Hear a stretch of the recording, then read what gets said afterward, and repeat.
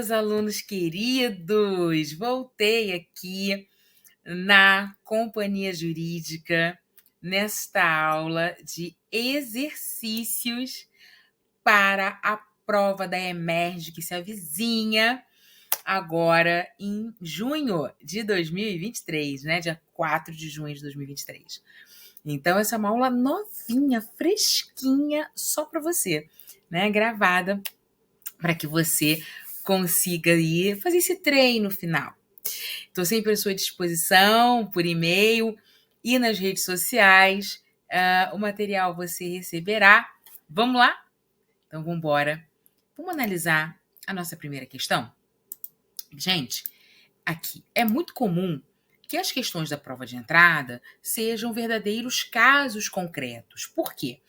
Porque é a metodologia da escola, né? A gente aqui estuda de acordo com os casos concretos, né?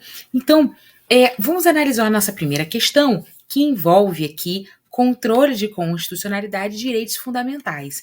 Então, também é comum que, além das questões serem casos concretos, há questões envolverem mais de um tema, né? Terem temas interligados. Então, é importante a gente treinar. Vamos ler juntos. A Associação Brasileira de Transporte Terrestre de Passageiros, ABRAT, então, a Associação Brasileira de Empresas, né, de Transporte Terrestre de Passageiros, é só a gente lendo o nome da associação já demora 5 minutos, né? Ajuizou a DI para questionar o artigo 32 da Lei 12.852 de 2013, Estatuto da Juventude, que garante a jovens de baixa renda 2 vagas gratuitas e 2 com 50% de desconto em ônibus interestaduais. Aqui você lendo, né, a ABRAT, você já imagina, meu Deus, essa associação, sabe que a associação nacional, ela pode ingressar com a DI, né? É preciso que ela tenha representação em, no mínimo, aí 9 estados. Mas, por enquanto, a gente sabe que está no artigo 103 da Constituição, 103, inciso 9. Aqui ele falou ADI. Se ele fala assim, ADI estadual, seria no Tribunal de Justiça. Então, se ele colocou só ADI, é a ação perante o STF, né? Aqui ADI. E, por enquanto, ele não está questionando nada com relação à legitimidade. Não é esse o objetivo. Sem traçar o objetivo.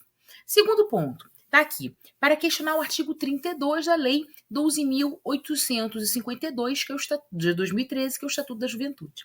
Você fala, meu Deus, mas não estudei nada do Estatuto da Juventude. Depois eu recebo, professora, caiu o Estatuto da Juventude. Não.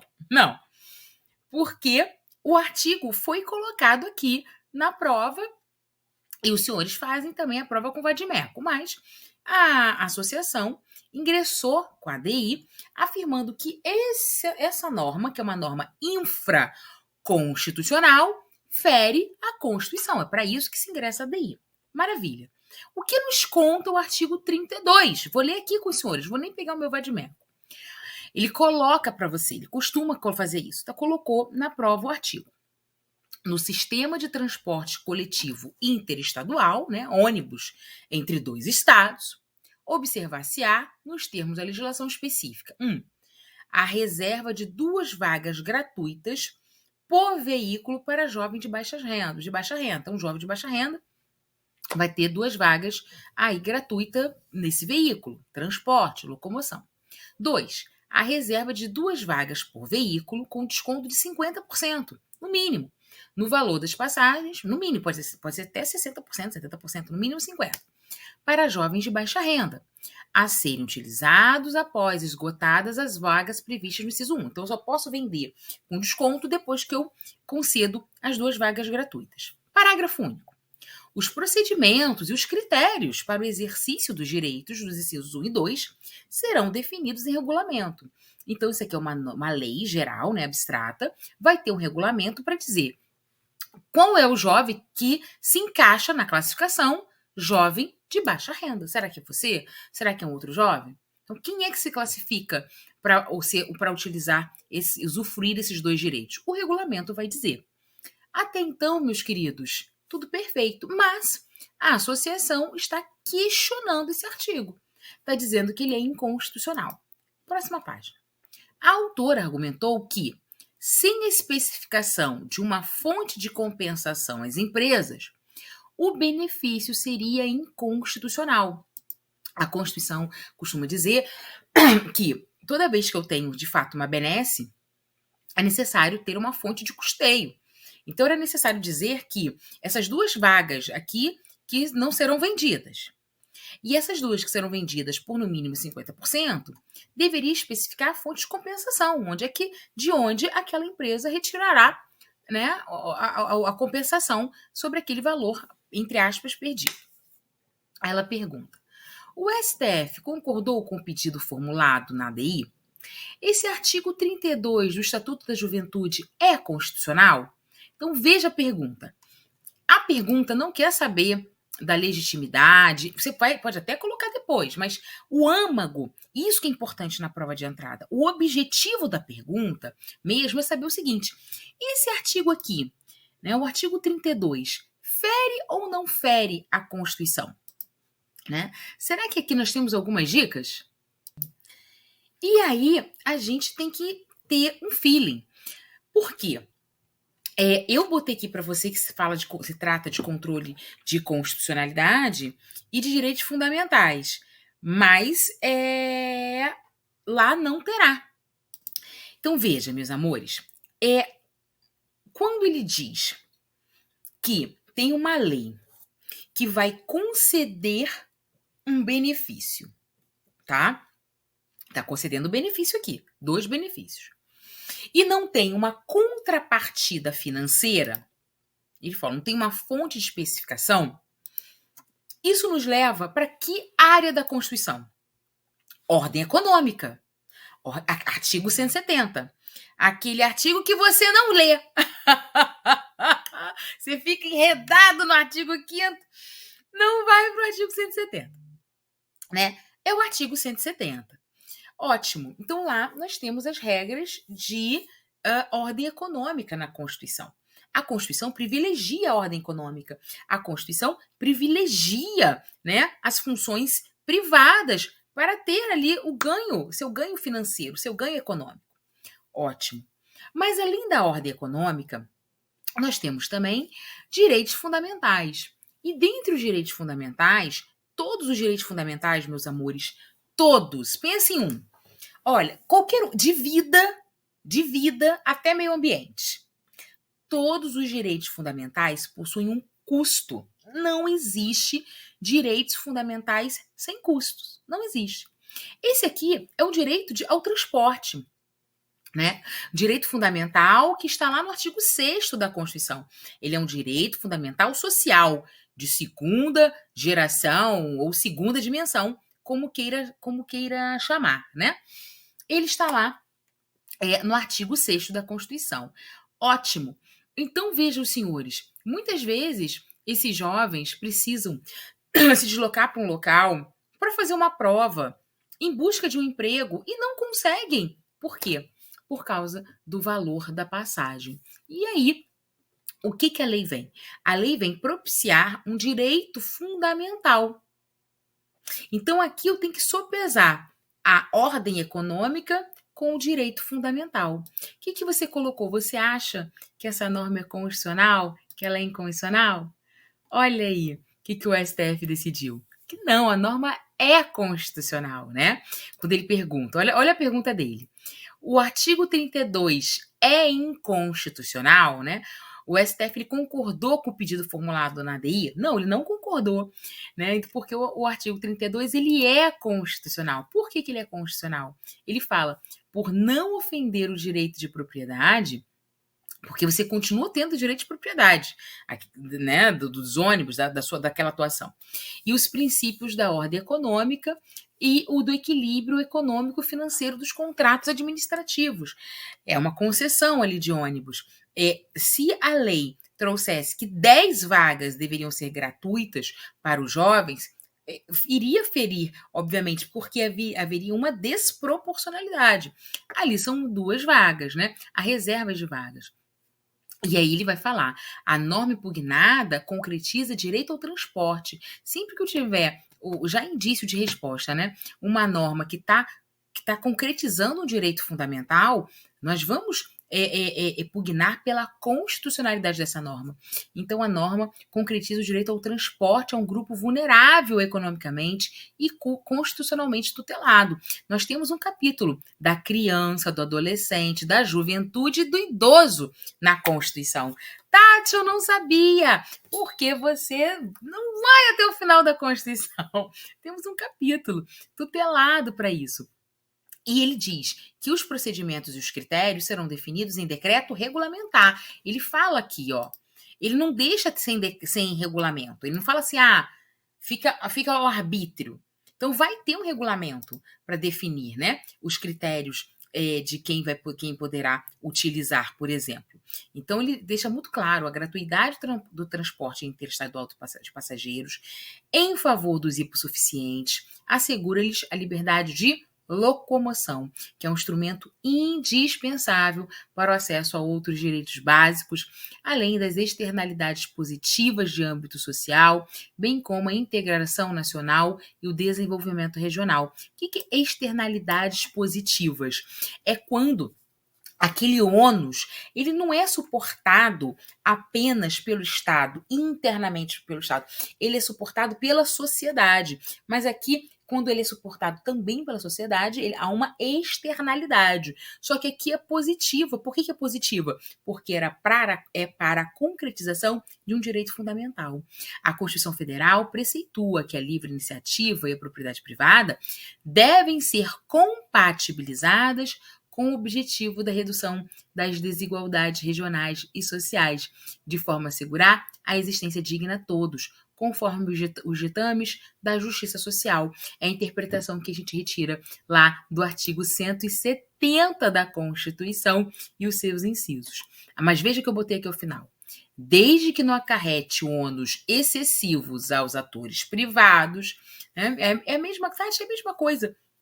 Se nós pudéssemos falar, né, de vaga, por exemplo, para idoso em transporte, a mesma coisa, né, que a partir da idade lá de 65 anos, mesma coisa.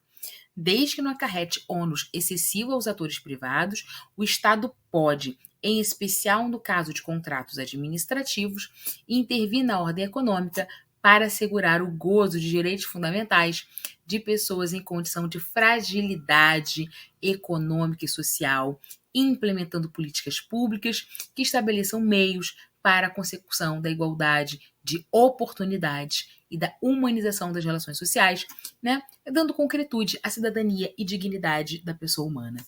Mas, Tati, eu jamais responderia tanto, ia responder que era constitucional, mas não com tantos elementos assim. Ora, meus amores, eu estou respondendo com esses elementos para que você tenha subsídios, para que você tenha o quê? Material para estudar, tá bem? Não existe uma única forma de resposta. Obviamente, o correto aqui era dizer que era constitucional e por motivos que estão inseridos nesse texto, com certeza. Mas aqui a ideia é que você tenha o máximo de respostas possíveis. Facinha, né? Vamos para a segunda?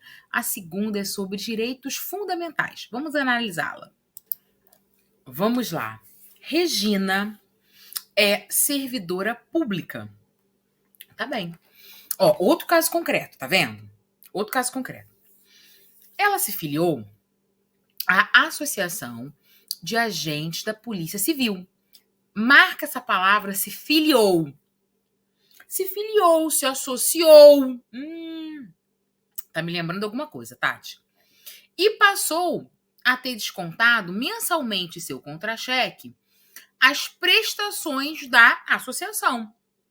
Marca isso também, peraí. Se eu me associar, né, eu sou livre na minha associação, tá sentindo por onde eu tô querendo ir? Eu sou informada que tem uma contribuição a pagar, ok, e vai ter o desconto no contra-cheque, vai ter o pagamento, como qualquer associação, até então. Depois de ter se associado, a servidora se utilizou de convênios oferecidos aos associados. Inclusive, é por isso que a gente se associa, né, gente? porque a gente quer aproveitar ali as coisinhas, né? O lado bom de se associar, não é isso? Isso acontece aqui, é uma associação de policiais, né, de agência da Polícia Civil. Mas isso acontece a qualquer associação. Eu vou me associar a um clube do livro, a um clube de maquiagem, a um clube de aulas. Você está pagando uma mensalidade e você quer ter ali contraprestações, né, serviços oferecidos. Muito que bem. Passado alguns meses, Regina resolveu se desfiliar. Não quero mais participar. E procurou a direção da associação para que fossem cessados os descontos da mensalidade. Regina, então, foi informada que, na ficha de filiação assinada, havia uma cláusula dizendo que ela só poderia só poderia se desligar da associação após ter quitado os benefícios oferecidos pela associação sob pena de multa. Que eu tinha lido aqui, eu li a primeira parte. Depois de ter se associado, a servidora se utilizou de convênios oferecidos aos associados. Além disso, né, segunda parte aqui, além disso, tomou um empréstimo facilitado com um banco que oferecia, né, taxas menores aos associados. Então, ela se associou, começou a pagar a mensalidade da associação, foi até um banco, fez um empréstimo por um valor mais acessível, né, com um empréstimo facilitado, e seguiu a vida. Tempo depois, ela não queria mais se manter associada. O que a associação falou? Ok, mas você só pode se desligar depois de você ter quitado os benefícios oferecidos pela associação. Qual foi o benefício? Conseguiu um empréstimo facilitado, sob pena de multa, senão você vai ter que pagar uma multa. Logo, ela somente poderia, né, se desfiliar depois de ter pagado totalmente o empréstimo feito. Porque ela só fez esse empréstimo com essas taxas porque ela participava de uma associação. Caso deseje sair antes disso, terá que pagar uma multa à associação. Então ela pode sair antes? Pode, mas vai ter que pagar uma multa. Diante disso, Regina ajuizou a ação pedindo sua desfiliação, independentemente de qualquer condição. Veja, ela não quer deixar de pagar o empréstimo. O pedido foi a desfiliação. Você tem que se ater exatamente ao que foi pedido. É isso, porque a escola, você vai fazer uma prova para a escola de magistratura, mas eu não sou magistrado ainda. Mas é isso que a escola vai botar na prova. Quando nos é feito um pedido, a gente se atém ao pedido. Porque a gente não pode julgar nem citra, nem ultra, nem extra petita. Então, qual é o pedido? É para não pagar o empréstimo? Porque não pode. Regra nem só da Constituição, mas do próprio Código Civil, né? Lá no contrato de mútuo. Então, se ela fez o empréstimo, ela tem que pagar o empréstimo. Aqui o pedido foi de desfiliação para sair da associação. O juiz julgou procedente o pedido. O TJRJ, no entanto, reformou a sentença por entender que era possível que a associação impusesse essa condição. Qual é a condição? Ou você paga um empréstimo ou você paga uma multa para a gente. Logo, decidiu que seria legal o condicionamento da desfiliação da autora, a quitação do débito referente ao benefício obtido na espécie, né? O empréstimo bancário ou o pagamento da multa da associação. Inconformada, Regina interpôs recurso extraordinário, porque ela diz que tem uma questão constitucional, né? Argumentando que essa exigência ofende o artigo 5º, inciso 20 da Constituição, que prevê a liberdade de associação, assim como liberdade de desfiliação. Gente, ninguém é obrigado a se manter unido com ninguém. A gente não é obrigado a nem se manter casado, quanto mais associado, né? Como o RE deve ser julgado. O que tu fez aí? Como é que você decidiria esse RE, meu pequeno ministro, minha pequena ministra do STF? Bom, aqui é um caso clássico do direito fundamental à liberdade de associação, né? Lá do artigo 5º, inciso 20. E aí, a gente tem que, toda vez que a gente fala em direitos fundamentais, a questão traz direitos fundamentais, ela com certeza, provavelmente, ela está querendo que você analise esse choque dos direitos fundamentais, que você analise o direito fundamental em si, se no caso concreto existem direitos fundamentais conflitantes e como resolver esse conflito de direitos fundamentais. Muito que bem. Nós sabemos, né, lá das nossas aulas, salvo engano, aula 1, aula 2, está nas nossas aulas lá iniciais, que os direitos fundamentais são todos relativos, são todos relativos. A exceção do que não é possível torturar, não é possível conceder um tratamento desumano e degradante, não é possível escravizar uma pessoa.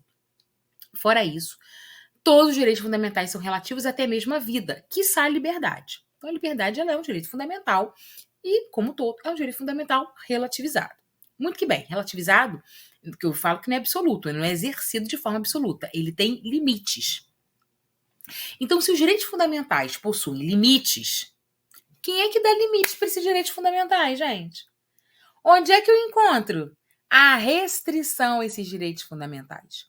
Bom, essa restrição aos direitos fundamentais, o limite aos direitos fundamentais, eles se subdividem em 3 situações que eu quis analisar aqui com você. Vamos analisar essas 3 situações à luz da liberdade de associação. Então, veja. Primeira restrição, né, toda vez que eu vou restringir o direito fundamental, tem que pensar que podem acontecer os casos ou da linha A, ou da linha B, ou da linha C. Não é os 3 ao mesmo tempo, não. São 3 situações que podem restringir um direito fundamental, porque eles são restringíveis. A. Em razão do seu desenho constitucional, quando a própria Constituição prevê limitação para o exercício, é a restrição imediata. Então, quando a própria Constituição vira e fala, olha, você é dela mesma, e você pode exercer esse direito, vírgula, desde que nessa situação, por exemplo. Então, a própria Constituição prevê o limite ao exercício. Muitas vezes, a Constituição vai autorizar que o legislador ordinário limite esse direito. É a linha B. Então, por expressa autorização da Constituição, é o legislador ordinário que vai limitar. É o chamado limite imediato. E a terceira questão, pode ser que a Constituição não traga previsão de limitação. Pode ser que ela não diga para o legislador infraconstitucional limitar, mas aí eu vou sair pela ponderação. Por quê? Porque os direitos fundamentais têm igual proteção. Então, eu vou ponderar, naquele caso concreto, qual é o direito fundamental que vai predominar. Tá? Então, sempre que eu tiver que analisar a restrição de direitos fundamentais, eu vou analisar esses três pontos. Ou a restrição vem da Constituição, ou a restrição vem da lei infraconstitucional, porque a Constituição determinou que o legislador ordinário assim fizesse, ou, não tendo lei, vou fazer uma ponderação. Ora, no caso que se apresenta, a Regina, né, ela quer sair da associação e nada disso se apresenta. A Constituição não prevê uma limitação por si própria. A expressa autorização, aliás, essas são as restrições, né? Quando, no caso em concreto, a gente não vê nenhuma situação presente que obrigue a Regina, melhor dizendo, a se manter associada. Né? Olha, a Constituição ela garante o amplo exercício de liberdade associativa. Então, ela restringe o quê? Somente a criação das associações de caráter paramilitar. Ela não estava numa associação de caráter paramilitar. Maravilha.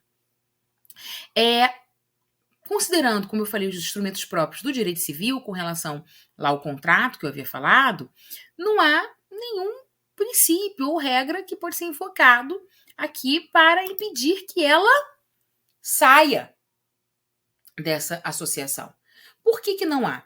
Porque, meus amigos, se uma pessoa contrata empréstimo, aqui no caso, né, bancário, contratem aqui o mútuo, se ela deixar de pagar aquelas parcelas, o que é possível fazer? Várias medidas executivas, extrajudiciais e judiciais, de cobrança, medidas voltadas para a cobrança. Eu sei onde ela mora, então, peraí, vamos mandar carta, vamos informar, até restringir o nome dela em cadastros de crédito, ao crédito, por exemplo. Mas nenhuma das possibilidades está a manutenção de um vínculo associativo. Por quê? Porque o banco não emprestou dinheiro para a associação e a associação que entregou esse dinheiro para a Regina. O banco emprestou diretamente para a Regina, ele sabe quem é a Regina. Então, ele tem medidas executivas judiciais e extrajudiciais para cobrar da Regina. Ela se mantendo associada ou não, não faz menor sentido ali do pagamento do empréstimo. O pagamento. A questão que você deve estar assim, mas ela utilizou a associação para conseguir um empréstimo melhor. Sim, ela utilizou, mas ela não é obrigada a continuar casada com essa associação. Né? A continuada não é obrigada a manter esse vínculo com a associação. Ela pode romper esse vínculo sem problema algum. Tá? E isso não a impede de pagar em nada o empréstimo. Então, veja, por isso que eu falei, a pergunta é, ela pode se desfiliar ou não? Né? Quando a gente fala da liberdade de associação, também quis trazer para você que a gente tem duas dimensões, né? A dimensão positiva, ou seja, você pode se associar para o que você quiser, menos para nenhuma associação de caráter paramilitar, obviamente. E a dimensão negativa, você não pode ser compelido, obrigado a se associar ou a permanecer associado. Então, meus amigos, é inconstitucional essa exigência de multa, por exemplo, ou do pagamento do empréstimo para a Regina sair da associação. Ela pode sair a qualquer momento, sem pagamento de multa, sem quitar o empréstimo, e ela vai continuar pagando o empréstimo dela. Se ela não pagar, o banco fique tranquilo que ele conhece de vários meios executivos para cobrar a Regina. Tá bom? E aqui decidiu o STF, condicionar a desfiliação de associado à quitação de débitos ou multas, multas constitui ofensa à dimensão negativa do direito à liberdade de associação, que ninguém é obrigado a se manter associado, cuja previsão constitucional é expressa.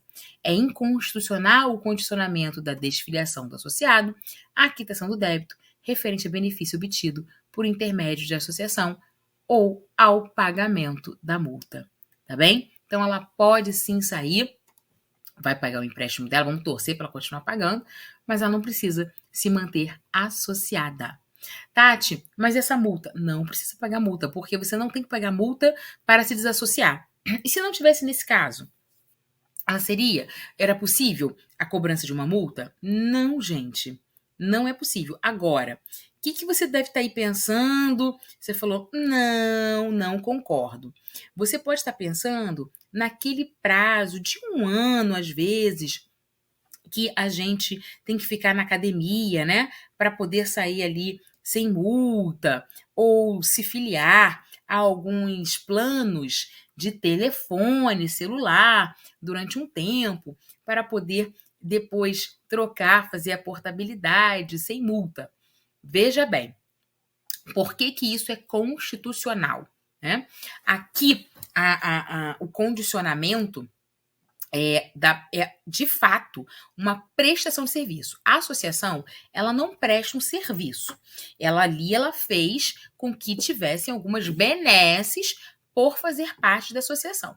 Mas a associação em si não é um serviço. Ela não prestou, não foi a associação que emprestou dinheiro para a Regina. Quando você se associa na academia, quando você se associa, por exemplo, ao plano XYZ, há uma prestação de serviço. Há um valor ali envolvido, no qual, se for módica, a multa, por exemplo, né, se a multa não for excessiva, se não for nada extorsivo, se ela for, o juiz pode reduzir, né, equitativamente, mas você pode ali ser, sim, cobrado de algum valor se no período de 1 ano você deixar daquela prestação de serviço. É como se te contasse com aquele seu valor, né, com aquele seu pagamento durante 1 ano. Então, aí há uma constitucionalidade por essa prestação de serviço. Você não pode ser obrigado, por exemplo, a ficar na academia durante 2 anos e depois que sair, se você quiser sair durante esses 2 anos, o valor que você tem que pagar seja um valor tão extorsivo que impeça a sua saída. Aí, não, porque eu saio do limite da proporcionalidade, da razoabilidade, tá bem? É diferente aqui da associação, porque a associação em si, ela não está fazendo a prestação de serviço. Beleza, queridos? Te aguardo no próximo bloco com a próxima questão. Deixa eu vir aqui para a gente continuar este nosso treino, ó, descabelada por você sempre, para a prova de entrada da Emerge. Tchau, tchau.